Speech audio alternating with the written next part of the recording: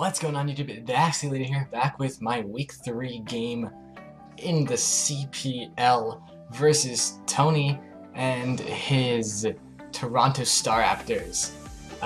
Tony's one of the few people who I was first introduced to in the Discord community and then have met like IRLs, and he was super cool to hang out with. That was a lot of fun. So needless to say, he's one of my good friends in the community. So I'm really hoping for a good game. Right now, like before this game happened, there's only 3 undefeated teams in the CPL right now. There's myself, Lunar, and Aster. We're all 2-0. So, what ended up happening, spoiler alert, is that Lunar lost his game. So, if we win and Aster wins, which he did, then we'll be going into Week 4 against Aster, with the 2 of us being the only undefeated teams left in the CPL. So I really want to win this one. And I think that about wraps up what I need to say before the game, so let's hop right into the team builder. Like last week, I've organized his team from fastest to slowest, and yeah, let's just get right into our first Mon. I want to win this game with Manaphy, for sure. Standard Tail Glow 3 attacks Manaphy. Has just an awesome matchup. Let's see. Yeah, speed to outspeed Como. The coverage, yeah. I tend to run 3 attacks Manaphy when I see that I can hit my opponent's full team either super effectively or with a stab move, right? So yeah, I got Scald, and then Psychic Energy Ball hits everything that that resists Scald. I have that Wiki Berry to bluff the Z move, and yeah, bluff the Z move, and this allows me to not be 2-hit KO'd by something like a Giga Drain from a defensive Venusaur. Which, yeah, that's nice. So Manaphy, late game win con, for sure. Next up, Penance the Aerodactyl is back. This set outspeeds Greninja and avoids the 2-hit KO from uninvested Mega Venusaur's Giga Drain after rocks. Arrow kills his top 7 fastest mons right here, Shadow State's Turbo, with Dual Stab and EQ for Diancie and Steelix in the back here. Yeah, stab moves and Earthquake. I really don't need Stone Edge. I kill everything I need to with Rock Slide, but as my pal the Verge so eloquently put it, I just want to slap my man sausage on the table this week. Next up, I'm going to talk about my Weavile here. Weavile fulfills a similar role to Arrow, in the sense that it's meant to trap and or kill off his faster mons that can threaten Manaphy's sweep. So, Ice Shard is for a setup Como or for a Thunderous. Knockoff. Do I have Knockoff? I have Knockoff because it's just a really spammable move. It's really nice. Hits Necrozma really hard. Pursuit traps things like Blacephalon and Necrozma. And Low Kick hits his Dark types, as well as Steelix and Licky Licky. Yeah. Alright. Next, let's go over this Nidoqueen. Reina's back. Earth Power, Sledge Wave, Super Fang, Stealth Rock. It's pretty standard. This can outspeed anything creeping and uninvested Rotom. My Rotom. Just so yeah, with Stab alone, it's a really good breaker versus his team. Super Fang lets me weaken anything, let's say that Venusaur, for example. Super Fang does more than my attacks would. And I have Shuka Berry to be a one-time switch into Steelix because nothing else on my team can do that. And this is going to be my rocker this week because it just forces a lot of switches, so I'm pretty confident I can get up rocks with this thing. Let's talk about Leviedro, the Sylveon. This is a Spadef Sylveon. It alleviates pressure from a lot of my mons, my whole team really. It's my most reliable switch into almost everything on this team, bar Steelix and Mega Venusaur. I can pass wishes to stuff like Nidoqueen and Manphy to grant them more switch-ins throughout the game.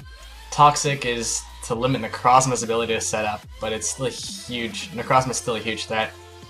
Hyper Voice is my best coverage against this whole team, which forced me to run the sets I did on Arrow and Nidoqueen, so that Steelix and Venusaur aren't such a big deal. And the last mon I have here is Hitmonlee, who's making her debut not too long after I ranted about her in Asta's fan server. I know the gender tab says male here, but she's a girl, trust. This set can potentially sweep late game if the conditions are perfect, but it's mostly here to pivot into his dark types and threaten with stab moves.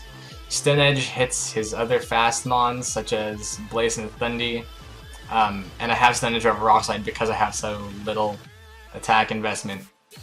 The bulk investment lets me take under 50% from max unboosted Timid Guren's Hydro Pump, and the speed is for neutral max Necrozma as well as neutral max Scarf Thundurus and max Timid Scarf Blacephalon after Unburden. Lumberry is here so that if I get hit by a priority Thunder Wave, it pops and I get my speed right away. So that's how I plan on getting my speed. And like I said, this, if Manaphy, I want to win with Manaphy. That's my primary win con. But this can sweep late game, but that doesn't actually happen. I didn't fully intend to sweep late game with this because, like I said, I wanted to pivot into his Arcos. Okay. That was a lot. Alright, so with that, let's hop right into this game versus Tony and his Toronto Staraptors. Alright, you guys, we are here with the game, and we can see that he brought Thundurus, Venusaur, Zoroark, Greninja, Kommo-o, and Necrozma. So, it's not too unlike what I was expecting.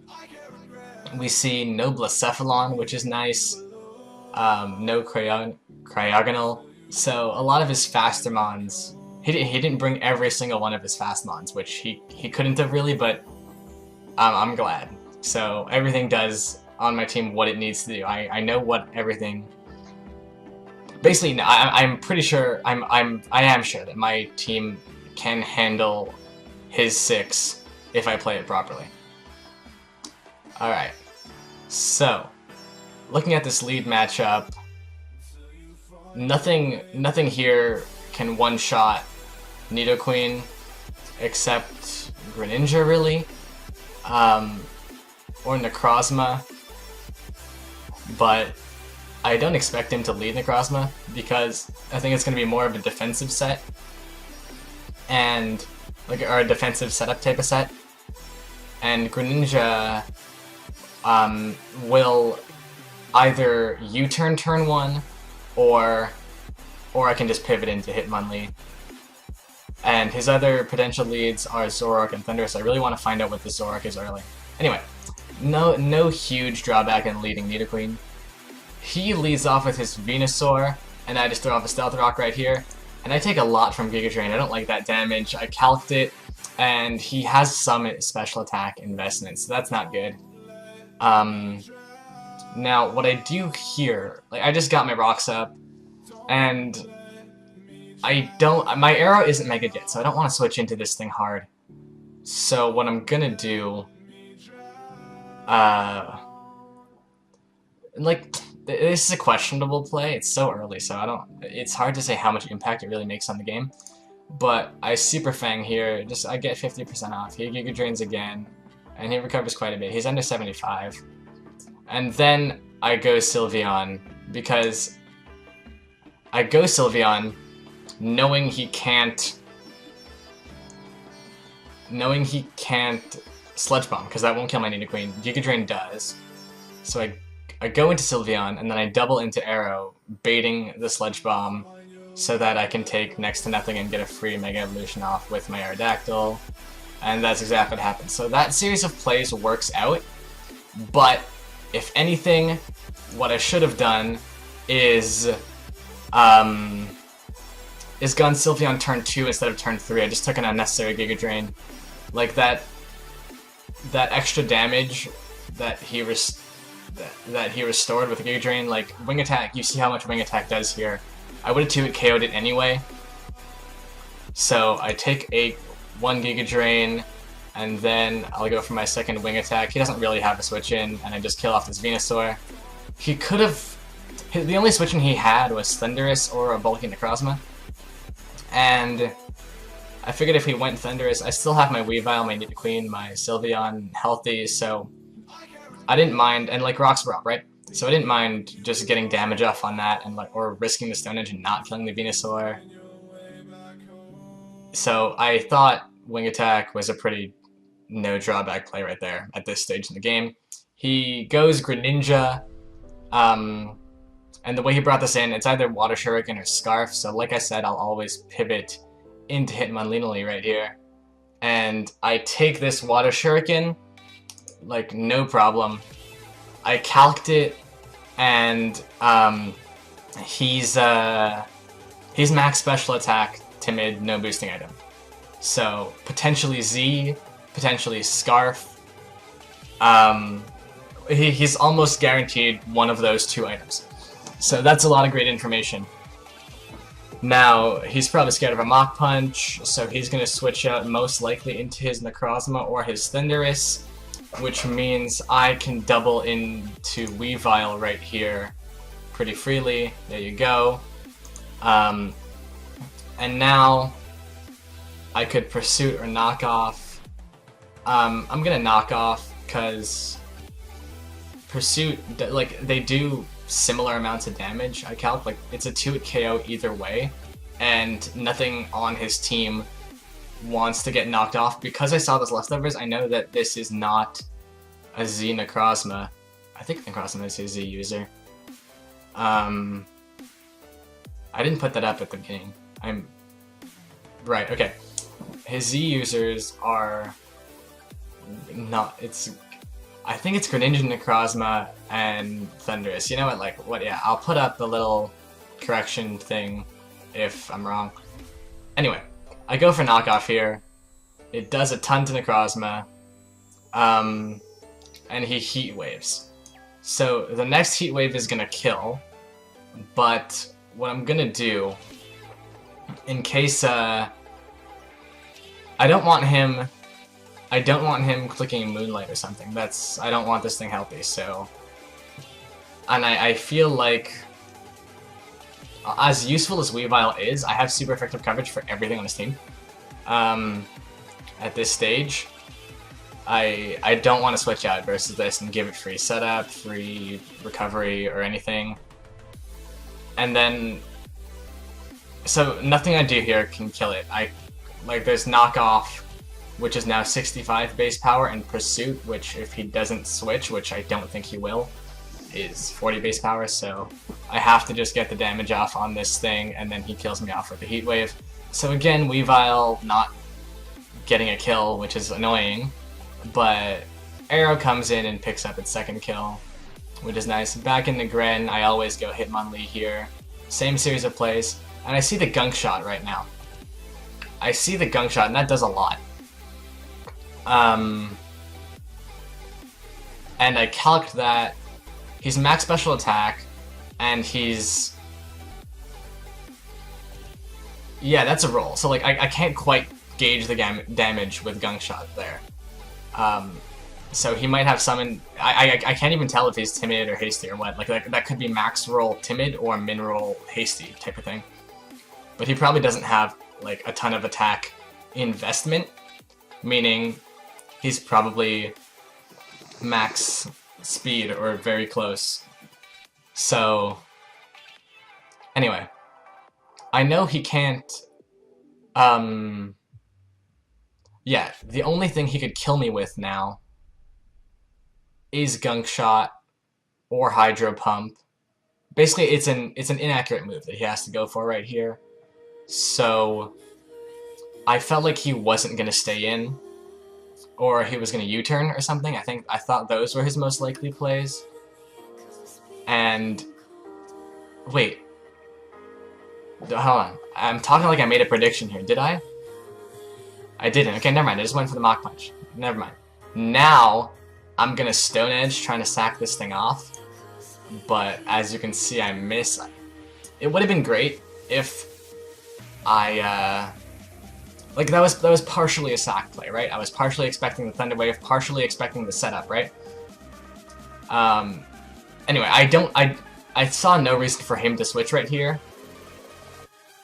Yeah, he was gonna attack, set up, or try to paralyze me. So Stone Edge was always my play. I didn't kill. I don't actually think it makes such a huge difference in the end, because he Thunderbolts right here. I go down. I see that he's Life Orb, so that means I can go Sylveon, take any hit he wants to go for, and then the Life Orb recoil puts him in range of Hyper Voice always. So not a huge deal. Sylveon gets the kill. Now, because I don't know his spread on Greninja, Gunk Shot has a chance to kill. And I don't know how big that chance is, so I'm gonna switch out into Nidoqueen, expecting the Gunk Shot or a U-turn, and just trying to like, I guess, waste PP or sack this thing off, seeing what he goes for. I'm kind of hoping he's locked in at this point, because if he is locked in, then Manaphy can win, right? So basically, I go Nidoqueen. I'm gonna take a Gunk Shot here, right? Now he has to go for a Dark or Water move, and whatever he does, even if he's Z, I'm expecting him to put my Manaphy into Wiki Barrier range. So I'm gonna switch out into Manaphy, right? Oh wait, he's gonna take me out with the Water Shuriken. But I didn't switch hard into Manaphy. Yeah, that makes sense actually. Anyway, I'm gonna set up a Tail Glow right here because I'm expecting to be able to live any 2 hits, but he doesn't do enough. He doesn't put me into Wiki Barrier range. And at this point, there's very little I can do. His Gren kind of just cleans up my team. Had the Black Hole Eclipse put me into Wiki range, I would be out of range of the next Dark Pulse. I kill this with Energy Ball. And then, as long as he's not a Scarfmon in the back, Aerodactyl's at like 39 health, and I don't think anything from either of these Mons, if they were Scarfed, or like a Sucker Punch or something, I don't think that kills. So Arrow could have... Yeah, Manaphy would get this kill, and then Arrow would get the next 2 kills. Or even Sylveon. Yeah, probably Sylveon more likely, because he revealed his Z move, and aside from like... Yeah, I don't think this could kill... Either of these Mons could kill Sylveon. So... Yeah. The Nidoqueen play early game, if I had a little bit more health on that, I don't know if that would have changed anything. He's revealed Water Shuriken, Gunk Shot, and Dark Pulse right now, right? So if he had Scald or something, or if he had some kind of...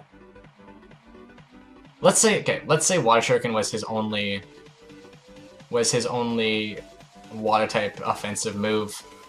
A low roll wouldn't kill Nidoqueen. I'd take this thing out with Gren, and then same thing.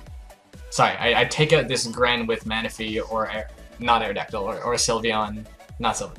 Okay, no, it would be a full health Manaphy would come in, and I probably wouldn't set up. I'd probably just click Energy Ball, and if I knew that the Black Hole Eclipse wouldn't put me into Wiki range, I would have clicked Energy Ball here. But like,